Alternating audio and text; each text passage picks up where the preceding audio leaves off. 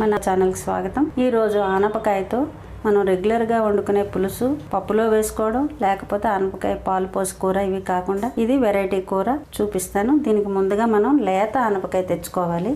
కాస్త లేతగా ఉండాలి, ఎందుకంటే దీనికి తొక్కతో సహా వాడాలి, అందుకని లేతగా ఉండాలి కాయ.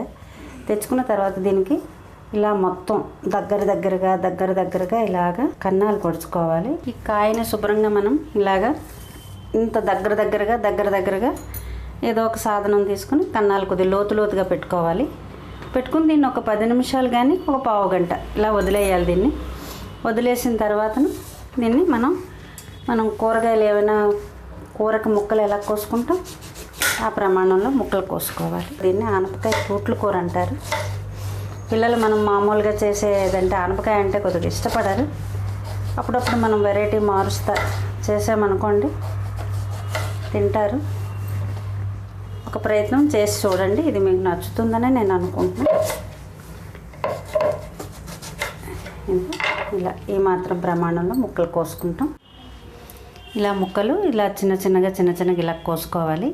ఈ కన్నాలు పెట్టడానికి కారణం ఏంటంటే చక్కగా కూరలో వేసిన అన్ని మసాలా దినుసులు కానీ అంతా కూడా చక్కగా పట్టి కూరకు ఒక కొత్త టేస్ట్ వస్తుంది.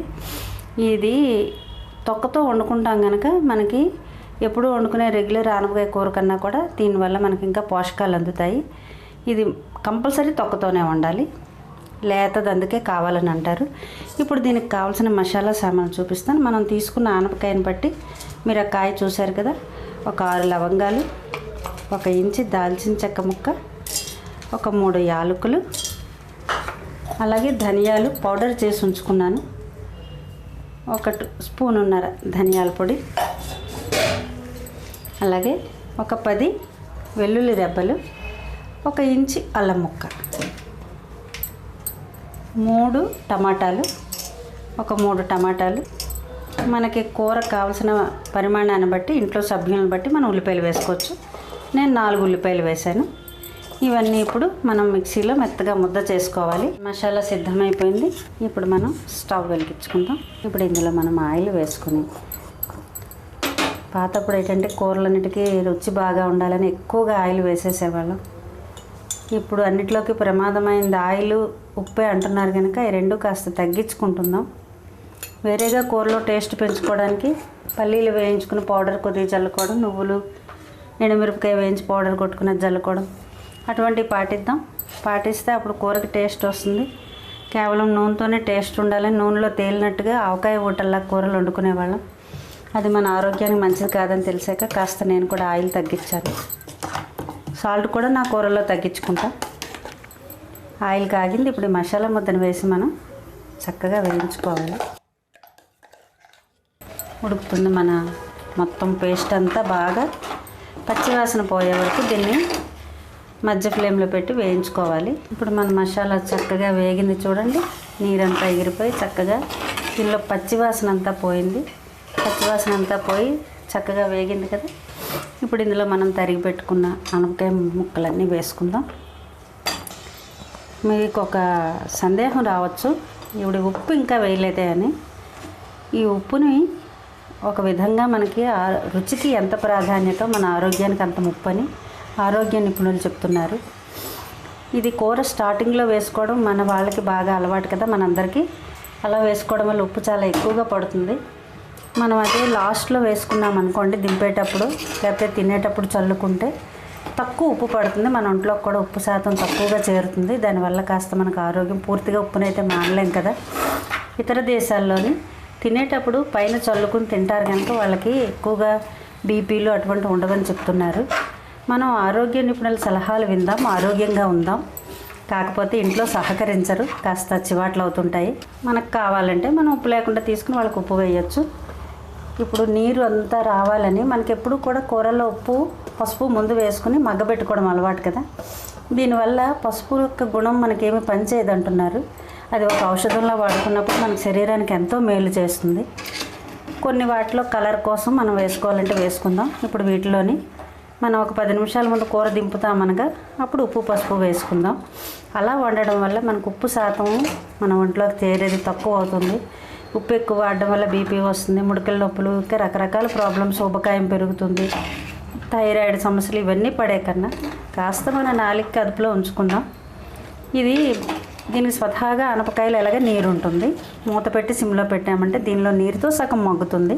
ఒక 10 నిమిషాల పాటు మగ్గనిచ్చి ఎంత నీరు వచ్చిందో చూసుకుందాం. చూడండి, ఇప్పుడు ఒక పావు గంట అయింది. మనం ఏదైనా సరే బాగా మగ్గాలి అని అనుకున్నప్పుడు ఎక్కువ ఆయిల్ పోయకుండా వండుకోవడానికి ఒక చిన్న చిట్కా ఏంటంటే, ఆ గిన్నె మీద ఏదో ఒక ప్లేట్ పెట్టండి. ఆ ప్లేట్లో కొద్ది నీళ్లు పోసి ఇలా పెడితే ఈ నీటి ఆవిరి అందులో పడి కూడా కాస్త మెత్తపడుతుంది.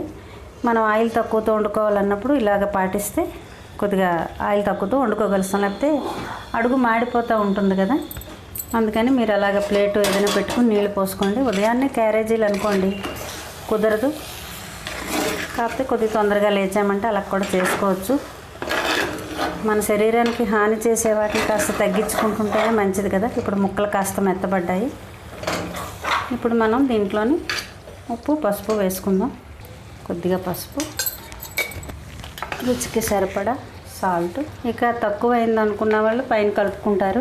ఇలా మన వంటల్లో చిన్న చిన్న మార్పుల వల్ల మన ఆరోగ్యాన్ని మనమే సరి చేసుకోవచ్చు. పసుపుని అయితే ప్రతి కూరలో వేయొద్దే అంటున్నారు. అలా వేయడం వల్ల అది మనకి రోగనిరోధక శక్తి పెంచి అవి చేస్తుంది. ఆ గుణాలన్నీ పోతాయి. మన పేగుల్లో ఉండే క్రిములు నిరంతరం పసుపుకు అలవాటు పడిపోయి అవి చనిపోవు అంటున్నారు. కనుక మనం కొన్ని అవసరమైన వాటిలో వేసుకుందాం.